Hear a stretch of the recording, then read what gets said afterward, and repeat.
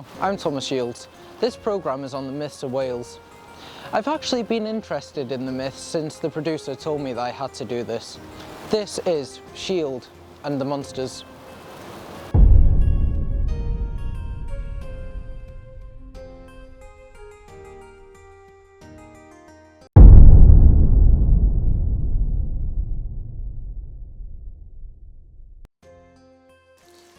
Starting off with the first legend, the Dry Goch, or the Red Dragon. Here at the Dinas Emrys, which isn't just a bunch of rocky hills and a summit, it's also a panoramic view of rocky hills and a forest. But that's not why I'm here. I'm here because it also has a legend of the dragons. The legend of the dragon of the Dinas Emrys, named after the legend of the dragon of the Dinas Emrys. They could have given it a better name, really. The legend of the dragons must be compensating because there is nothing to look at. Not even a cool statue or a gas station. King Verde something was a self-righteous and immortal ruler. But unlike King Arthur, he wasn't played by Graham Chapman. King Vertigan wanted to build his castle here. Like most construction companies, they made no progress, and all the walls fell overnight, and they had no idea why. That was until King Vertigan was approached by a boy, and that boy told him the reason for his castle walls falling down. And that reason was dragons. We don't know much about the boy. He was never spoken of again, as he was never written about. We didn't even know his name, but what we do know about him is that he grew up to become the Wizard Merlin. The dragon is one of Britain's most famous monsters, apart from maybe Prince Andrew. The dragons in question are the red and white dragon. The red dragon were described as being 10 meters long with blood-red scales, 2 horns on its head, and another at the end of its snout. Wings with a 7-meter span and a point at their tail. Historians believe that it was a metaphor for the Saxons invading Wales, though I think it's a bunch of bullshit. I've never seen pictures of the Saxons invading Wales on dragonback.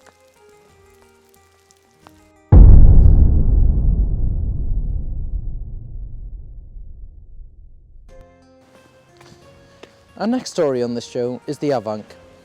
This is a lake. But this is not just any lake. This is Cwm Afon. This is the home of the Avanc. The story goes that the Avanc was causing trouble in a nearby river. I believe that this river was in Conway, because you can still see the destruction and horror in Conway even to this day. Either way, the village folk wanted the beast gone. Like the English in Conway. And how, you may ask? The way that every good man is taken out. A woman. They had a maiden sit at the bank of the river near the Avanc's lair. There she sung to lure the lake monster out and waited for the creatures to crawl out and rest his head on her, like a dog after running around the garden for an hour. With a witnessed murder, the townspeople dragged the monster with an ox to the prison of Cwm. Maybe the Avanc was killed by King Arthur or the Knight Peter, though seen as me, the cameraman, and our new maiden have not been eaten. I think he might be dead. Or maybe not. The Avanc's described as a hybrid of a crocodile and beaver. How did the 5th century Britain know about crocodiles? No clue. The size of the lake monster was never specified, but since it was small enough to rest in a woman's lap and large enough to need an ox to pull it to the lake, I guess it would be the size of a large sheep, or a cow. The Avanc may be dead, but it's a strong metaphor for dealing with the bitch that is Mother Nature.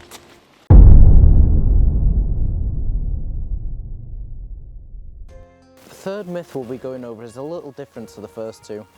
That's probably because it's quite small. This myth is the Coblynau. This is Paris Mountain, but it's a bit more of a quarry. But with the weather recently, it's become more of a lake. This is also the place where you can find the Coblyn. Another name for the Coblynau is the Knockers, which comes from their behaviour of knocking to lead miners to rich veins of ore, and also to warn them of incoming danger. I think that's pretty nice of them. Lewis Morris, a miner of the Esgairmwyn lead mine in Ceredigion in the 18th century, attested that the Knockers had led him to a rich vein of ore. As you can see, these fairies are quite nice, but they do also have a dark side. They've been accused of causing many cave-ins. The miners would thank them by giving them bread and cheese crumbs. As you can see, these fairies are very nice. The miners would thank them by giving them bread and cheese, but they also have a dark side to them. The bread and cheese wouldn't always save them, as there are many accounts of them causing cave-ins. These creatures are described as being of a short stature, typically 60 centimeters or 2 feet tall, with wrinkled, warty and ugly skin, white whiskers and long arms at their sides. They're also told to wear traditional miners' garbs. At this point in this segment, I'll speak on the metaphor behind it. I can't think of a metaphor for people that would give wild riches to people bigger than them for crumbs in return. Nope, not one.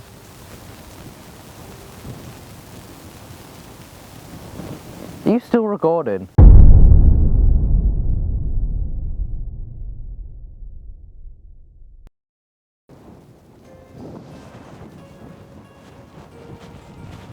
The final myth of this program is the pukas.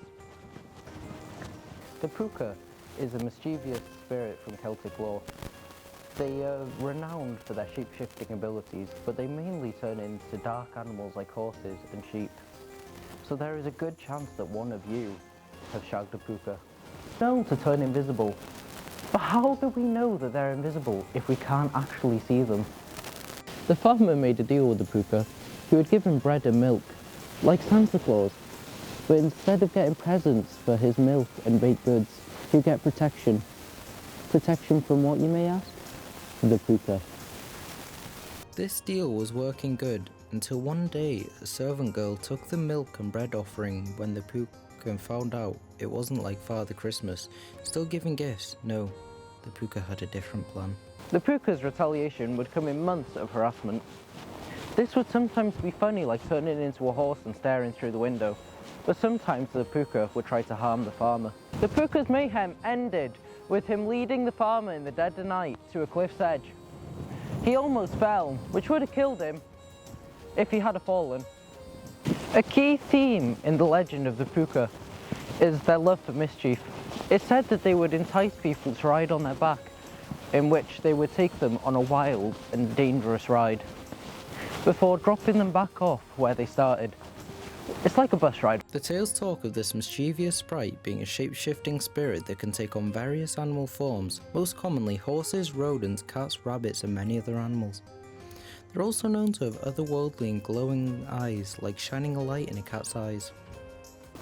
And with that, we end this programme. It was just a short look on the vast history of this small nation. Thank you for watching the show, and goodbye.